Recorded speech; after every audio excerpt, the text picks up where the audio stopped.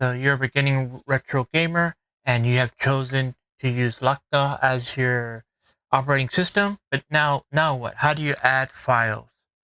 Well, there's different ways to go about it, and it can be very complicated because everyone's system is different. Some have never touched their operating system's settings. They just opened it and use it the way it is.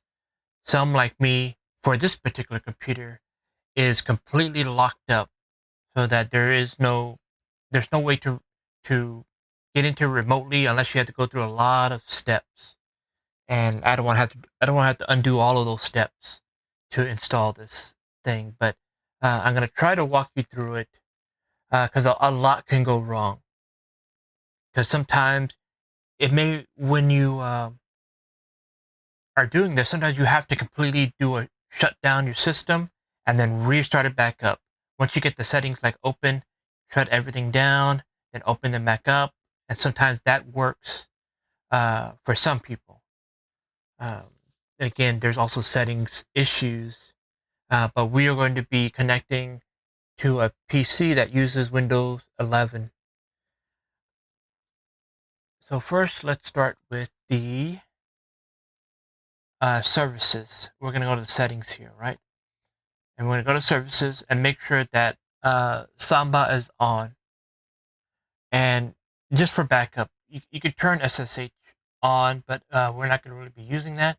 But if you had like PuTTY for the Windows PC, you can access it through that with some commands. But we're just going to mainly do it sort of the easy way, not as beginner friendly, because if you use a system like that's why I still recommend at this moment. I still need to try different operating systems, but the one I usually recommend is Recalbox. Because Recalbox, you can pull the card out of your operating system, connect it to your PC, and you have full access to your files, manual control. But with RetroPie and with not Samba, Lakka, you have to do it wirelessly or through the Ethernet cable connection because we have a Raspberry Pi 4. So depending on what Raspberry Pi you have, in our case Raspberry Pi 4, we're gonna have to do it wirelessly because I can't find my Ethernet cable. But they both work the same way. So oops, let me turn that back on. Hopefully I didn't ruin anything. Let me go back. And we are going to make sure that our Wi-Fi connection is connected. So it's enabled. We are connected to the network because right here it tells us to disconnect from our network. So our network is connected. That's good. Then you're going to come to information here. And then you're going to come to your network information. And then you'll see a very short menu of things that are connected to the network. Whether a set of IP addresses. You don't really need to know them, but for some cases uh, you have to know them.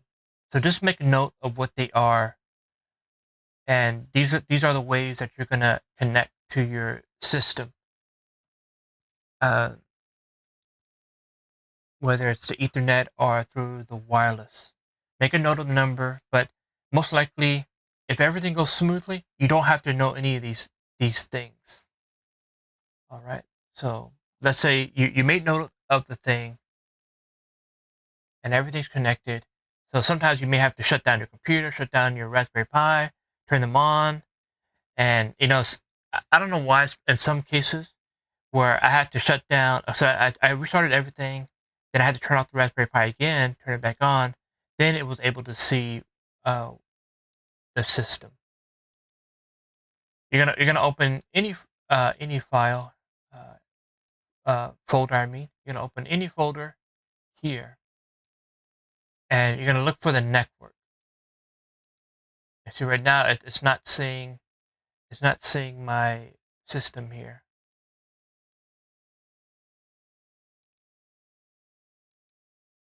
So restart. Let's see what it sees. Give it a moment.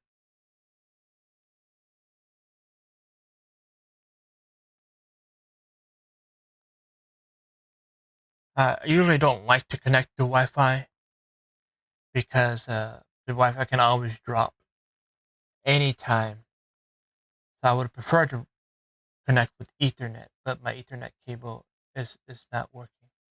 I mean, not working. I just couldn't find it, and I'm in a rush. Okay, we're back. I had to pause real quick to see what the issue was. The issue was my connection dropped. Remember, you saw me accidentally get rid of it. So uh, the one thing I find annoying is that if the connection drops, you just you have to keep connecting to your Wi-Fi. You have to always keep checking that you're connected to the Wi-Fi. I checked, my Wi-Fi was not connected, even though it said it was on. Actually, it wasn't on at all. You got to go through all. You have to look and look, make sure you're connected.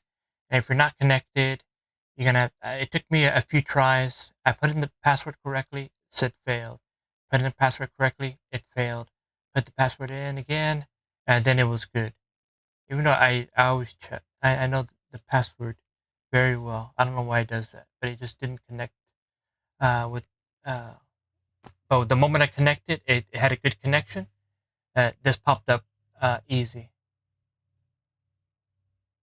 But again, like if you were to try to connect from my computer here, my computer is very particular about connecting uh, things that want uh, to connect. So it's just not going to connect. It's like no, every single time. We never want access. Never, never, ever want access. So here's my laptop, which is not it's not secure. It's just my laptop is the way it is. But and I don't have a second operating system. Let me turn this on. Let me switch over to the.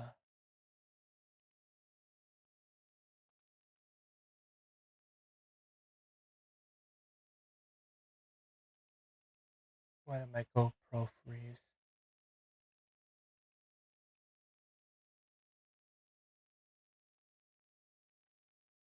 All right. So this is very bad.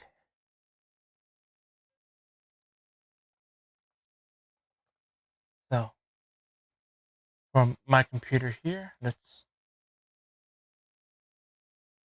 do a refresh. Hopefully my computer can see it, and the connection didn't drop. Let me pause it real quick. Do a little troubleshooting. So we see the issue. The issue again. My Wi-Fi dropped again. It dropped. It keeps dropping. It failed. And then I got to keep typing in the password multiple times before it connects properly.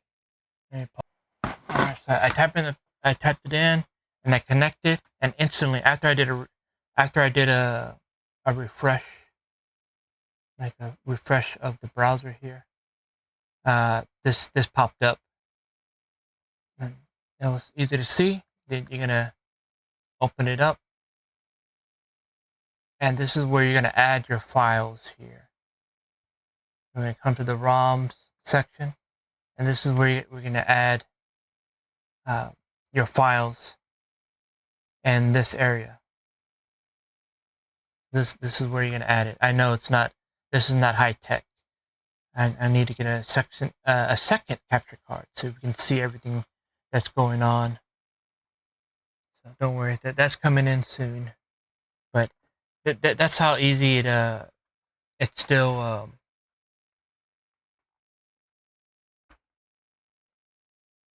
It is sort of to connect to your system by Wi-Fi, but of course, your Wi-Fi needs to be really good. You need to be really close to your Wi-Fi to keep the connection good, because it can drop at any time. Then you have to go back. You have to keep going back and reconnecting it every single time. So that's just one of the issues. And hopefully, like I said, your computer's not extremely locked down, like my PC is. I'd make sure uh, I keep it tight for my PC, my laptop, and I don't care so much. There's really not much on there, so it's just mainly for just for casual stuff, keeping it casual. So this has been Father McFoss. If you have like any questions on any issues that you might be having, uh, I can try to see about being more in depth for your particular case. But most likely, just make sure that you're connected. So use an Ethernet cable so you'll never get dropped. Wi-Fi, you're gonna have to keep checking your Wi-Fi that it's on. And once you set everything up, you should have no problem when adding your files. But again, like I said, Wi-Fi is very spotty. I think it's because that the Raspberry Pi doesn't have its built-in antenna. I mean, it has an antenna, but it doesn't have an external antenna to really capture interference. So it's best that you be really close to your router. That's what I recommend. The router's on the other side of the house, so I'm not gonna get a connection. So that's why I need to use the Ethernet cable to my PC, which has the stronger connection.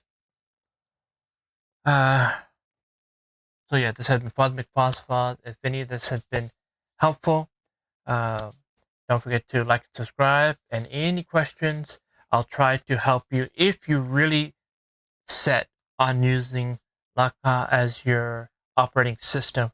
But please, I would recommend Recalbox. I'm gonna try. I forgot what it's called. I think it's called Betosera or Betosera, however it's pronounced. I'm gonna try that one. It's another Linux one. I'm trying Linux operating systems to see how easy it is for beginners. Uh, if it's really beginner friendly, just like get up and running with no issues, with the least amount of friction, so you could be gaming